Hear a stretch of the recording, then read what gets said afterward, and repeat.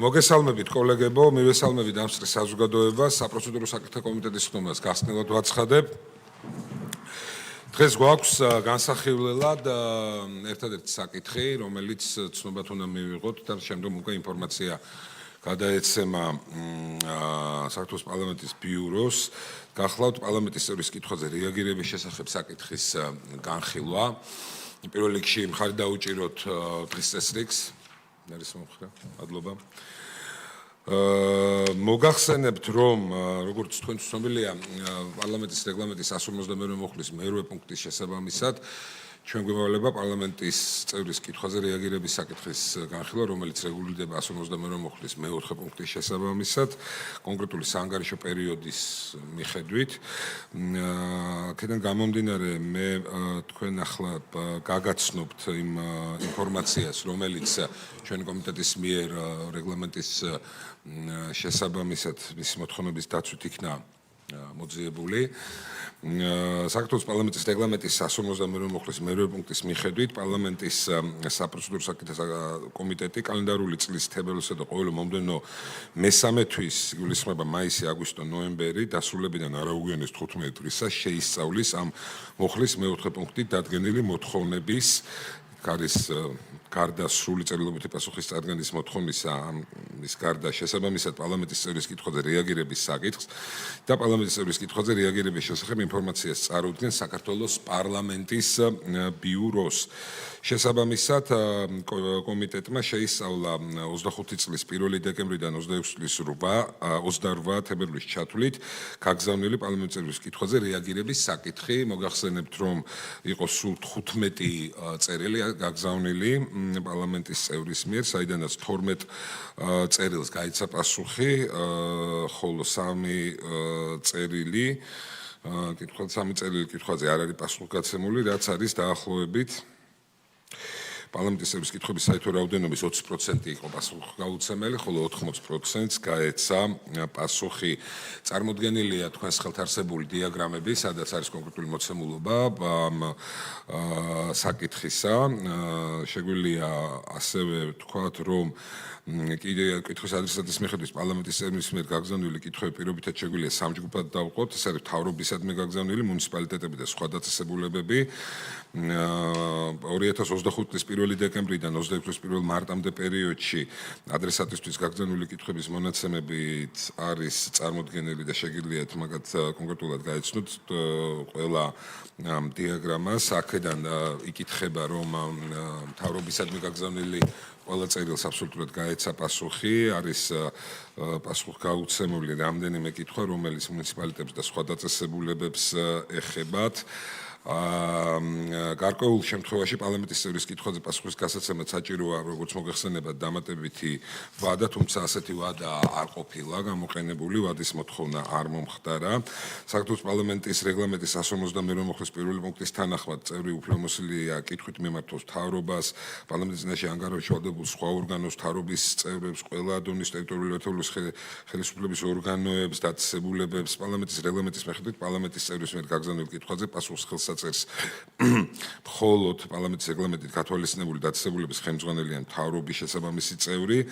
რეგლამენტის 152 მუხლის მერვე პუნქტის თანახმად პარლამენტის საპროცედურო საკითხთა კომიტეტი შეისწავლის აღნიშნულ საკითხს. შესაბამისად იმის გასარკვევად, რამდენად ზუსტად ხდება ნორმის აღნიშნული დანაწესის შესრულება. დაწყებებით იქნა შესწავლილი ეს საკითხიც. საანგარიშო პერიოდში გაგზავნილი წევრის კითხვაზე რეაგირების მდგომარეობა. მონაცემების თანახმად გაგზავნილი იყო, როგორც მოახსენეთ, 12 კითხვიდან 6 შემთხვევაში წევრის კითხვაზე პასუხს ხელს აწევს არამუფლებამოსილი პირი. ამ შემთხვევაში ეს მონაცემი არის ჩვენს მიერ მოკვლეული და დაზუსტებული. კომიტეტის მიერ დამუშავებული ინფორმაციიდან ირკვევა, რომ პარლამენტის წევრის კითხვაზე გაცემულ პასუხს ორ შემთხვევაში ხელს აწერენ არამუფლებამოსილი თანამდებობის პირები და აღინიშნოს, რომ პარლამენტის წინაშე ანგარიშში ვალდებულ ორგანოს წარმოადგენს მისი ხელმძღვანელი და შესაბამისად ხელმძღვანელმა უნდა მოაწეროს ხელი. პარლამენტის საპროცედურო საკითხთა კომიტეტი რეგლამენტის 152 მუხლის მერვე პუნქტის შესაბამისად ინფორმაციას წარუდგენს ბიუროს, საქართველოს პარლამენტის ბიუროს და უზრუნველყოფს ინფორმაციის პარლამენტის ვებგვერდზე გამოქვეყნებას. ასევე განაგრძობს პარლამენტის წევრის კითხვაზე რეაგირების შესახებ მონაცემების შესწავლას. დინამიკაში დააკვირდება პარლამენტის წევრის კითხვაზე რეაგირების საკითხს რეგლამენტის მოთხოვნათა დაცვით. ეს არის ის ინფორმაცია, რომელიც საანგარიშო პერიოდს ეხებოდა. აღსანიშნავია, რომ მთავრობასთან გაგზავნილი ყველა კითხვაზე იქნა პასუხი გაცემული, თუმცა იქ არაუფლებამოსილი პირის მიერ ხელმოწერის შემთხვევები არ დაფიქსირებული. ცალკეულ შემთხვევაში შედარებით ასე ვთქვათ ნეგატიური სტატისტიკა მუნიციპალიტეტებით და სხვა ორგანოებთან მიმართებით. ჩვენ ამ ინფორმაციას ბუნებრივია გადავცემთ ბიუროს და გამოქვეყნდება ვებგვერდზე, ხდება განზოგადება ამ ინფორმაციის.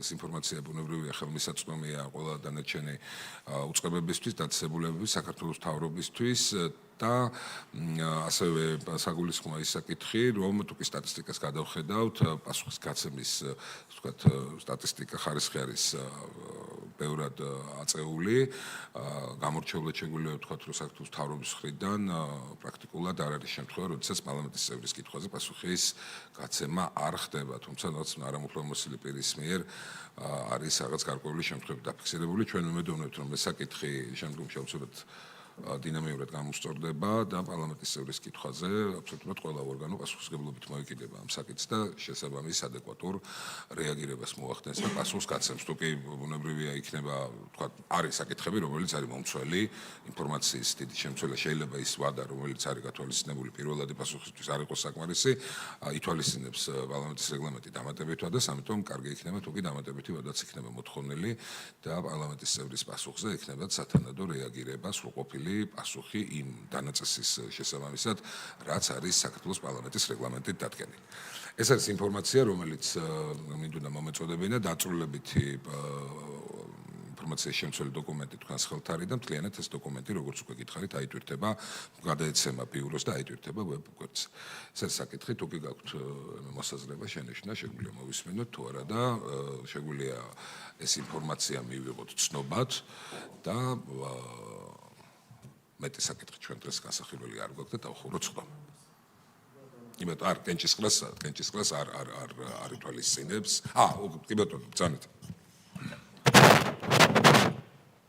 მადლობა, მოგესალმებით ხოლმე.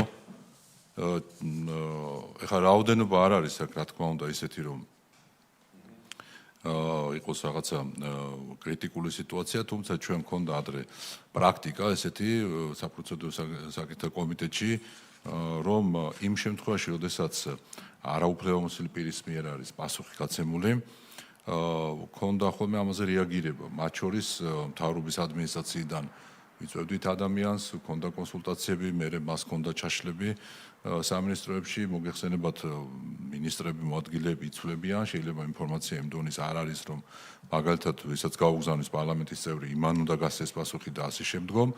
და გამომდინარე აქედან, ეხლა მომავალი სამ თვეში გვექნება თუ როგორ უწევს ეს პროცედურულად.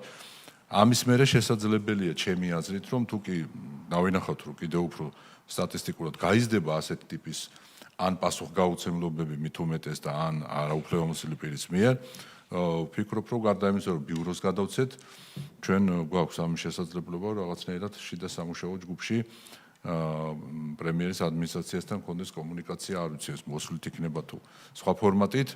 ამ შემთხვევაში ვფიქრობ, რომ ეს პრაქტიკა გამოვიყენოთ. მადლობა.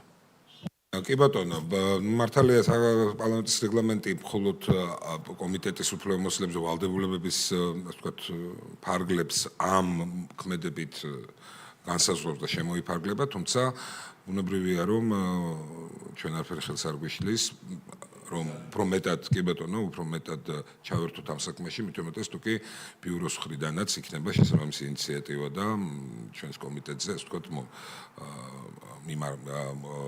შესაბამისი ქმედების განხორციელების გარკვეული მოცულობა გადმომისამართებული, რასაც ჩვენ სიამოვნებით გავაკეთებთ, ისედაც კომუნიკაციის და პირადი კომუნიკაციის, ასევე სხვა კომუნიკაციის არხების საშუალებით ჩვენ მუდმივად გვაქვს ეს მოცემულობა და ინიციატივა შეგვიძლია განახორციელოთ უთხრათ, რომ პარლამენტის რეგლამენტი იყოს ის აუცილებელი შესრულების წესი, რომელსაც დავიცავთ ყველა და პასუხისმგებლობით მოვეკიდებით ამ საკითხს. ხო, თუ კი არის რაღაცა თქვათ მომენტი, როდესაც არაუფლებამოსილი პირი აწესხებს, მით უმეტეს იყოს მეტი ცნობადობა მათთვის, რომ ამ შემთხვევაშიც არის აუცილებლად დასაცავი რეგლამენტი. კი ბატონო. მადლობა ბატონ გურამ, მადლობა კოლეგებს, ჩვენ დავასრულეთ დღევანდელი კომიტეტი, მეტი საკითხი არ გვაქვს განსახილველი, დიდი მადლობა მონაწილეობისთვის, კარგად გრძელდებათ.